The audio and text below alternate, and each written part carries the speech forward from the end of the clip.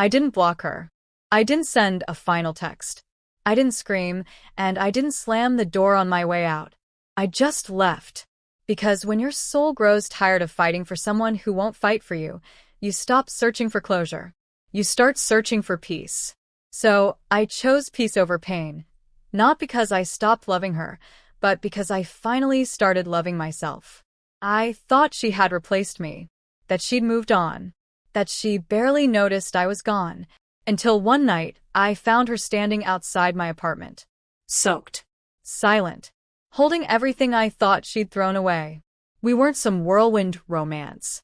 We were slow, gradual, comfortable. The kind of love that grows in long conversations at 2 a.m.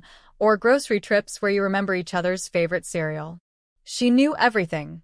My fears, my past, the way I held my breath when I was on the verge of breaking. And still, it wasn't enough. Somewhere between shared playlists and whispered promises, she began to drift. And I started to feel like the only one showing up in a relationship meant for two. I asked her once what had changed. That's the answer that hurts the most, isn't it? Not a dramatic confession. Not a fight. Just apathy. Indifference. So, I let go. I didn't beg. I didn't plead. I didn't give her another chance to hand me crumbs and call it love. I packed my things. Left the key on the counter. And with every step I took away from her, I felt the pain loosen its grip. I told myself that peace, even if it was lonely, was better than feeling alone next to someone who was supposed to love me. In the weeks that followed, I tried to rebuild. Quiet mornings. Books I never had time to read. Long walks where I didn't have to explain where I was going. But it wasn't easy. Peace doesn't come all at once. It's not a destination, it's a choice. One you have to keep making over and over, every time your heart misses what once hurt it. And still, now and then, I'd think about her. Wonder if she had moved on. If someone else got the version of her I never could reach. I told myself it didn't matter. She made her choice and I made mine. But then one night, everything changed. It was late. Rain was falling softly outside my window. I was making tea, something I'd started doing to calm the noise in my head when the silence got too loud. And then a knock. Not loud. Not urgent. Just there. I opened the door, expecting a neighbor. Maybe a package. But instead, it was her. She stood there, soaked to the skin, eyes red and tired like she hadn't slept in days. She didn't say a word, just held out a small box.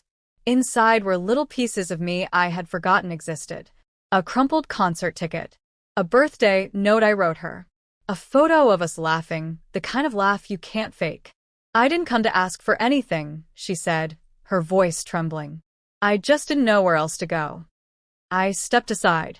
It felt like a stranger walking into a home she once knew. We sat in silence for a long time. Then she finally spoke again. I didn't replace you, she whispered. I thought you did, I replied. She shook her head slowly. I tried. I tried to forget, to fill the space you left. But nothing worked. No one felt like home. Her voice cracked. I didn't realize how loud it was without you until you were really gone. I looked at her. Really looked. Not the version I created after I left. Not a villain. Not a ghost. Just her. Raw. Regretful. Real. I hurt you, she said. Not by what I did, but by what I stopped doing. I stopped showing up. I stopped trying. And by the time I realized what I'd done, you were already gone. Tears welled in her eyes. I don't blame you, she added. I wouldn't have stayed either. She reached into her jacket and pulled out a folded letter. I wrote this the night you left, but I couldn't send it. I didn't think I deserved to. She placed it gently on the table. I don't expect you to forgive me, she said. I just needed you to know. I never stopped loving you. I just forgot how to show it. I didn't say anything. Not because I didn't feel something, but because I felt everything. There were no grand speeches. No background music. Just two people sitting in the stillness between what was and what could have been. She stood up slowly. I'll go, she whispered. I'm sorry. She turned to the door, then paused. Even if you never speak to me again, thank you for choosing peace. It reminded me of what I lost when I stopped choosing us. And with that, she walked out. I didn't chase her. Not because I didn't care, but because some moments are meant to sit in your chest for a while, before you know what to do with them. I read the letter hours later. Every word felt like a bruise I didn't know was still healing. She wrote about fear, about self-sabotage, about the guilt of being deeply loved and not knowing how to return it. And at the end, she wrote, "If peace is what you found, I hope I never disturb it again. But if there's a part of you that still remembers what we had, I'll be waiting, not to fix it all, just to be real this time." I don't know what happens next. I don't know if she meant it. I don't know if I'll open that door again. I don't know if peace and love can live in the same place.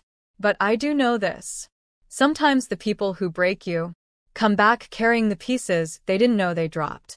And it's up to you to decide. Will picking them up bring healing or more hurt? If this story found you in a quiet moment, share it.